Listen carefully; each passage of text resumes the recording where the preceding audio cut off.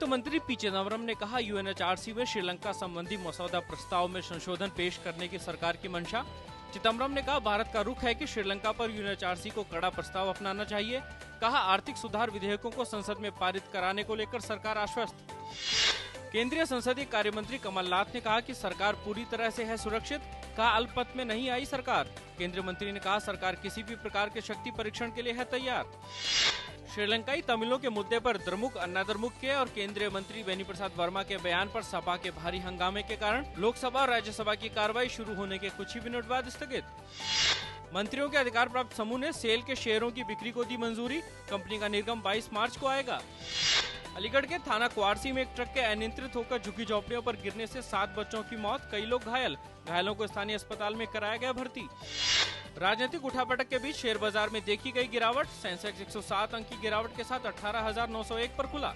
Nifty भी 33 अंक की गिरावट के साथ 5,713 पर खुला।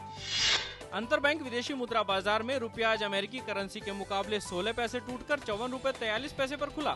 रुपया कल 20 पैसे टूटकर 54 रुपए 37 पैसे पर हुआ था बंद। चीन के नए राष्ट्रपति शी जिनपिंग ने भारत के साथ संबंधों में सुधार के लिए 5 प्रस्ताव पेश किए। शी ने कहा कि सीमा का प्रश्न जटिल मुद्दा है और उसके समाधान में समय लगेगा। शी ने कहा कि चीन और भारत सीमा मुद्दे का ऐसा समाधान निकाल सकते हैं जो दोनों पक्षों को स्वीकार्य हो। इराक पर अमेरिकी हमले के 10 साल पूरे होने की पूर्व संध्या पर कल राजधानी बगदाद सहित कई स्थानों पर हुए श्रृंखलाबद्ध बम विस्फोटों में 65 लोगों की मौत, बड़ी संख्या में लोग घायल। बीते 9 सितंबर को हुए हमलों के बाद ये सबसे गंभीर हमले थे। महिलाओं के लिए साहस और जज्बे का प्रतीक बनी पाकिस्तानी लड़की मलाला यूसुफजई ने ब्रिटेन में दोबारा स्कूल जाना किया शुरू। गौरतलब है कि मलाला को लड़कियों को स्कूल जाने की वकालत करने के कारण तालिबान के जानलेवा हमले का करना पड़ा था सामना। दिवालियापन की कगार पर खड़े यूरोपीय देश साइप्रस की संसद ने यूरोपीय यूनियन के प्रस्ताव को ठुकराया। प्रस्ताव में आर्थिक सहायता के बदले लोगों के बैंक खातों से भी की जानी थी वसूली। भारत के खिलाफ शर्मनाक हार के बाद ऑस्ट्रेलिया की टीम में शेन वॉटसन की होगी वापसी। दिल्ली टेस्ट में माइकल स्टार्क चोट के कारण बाहर।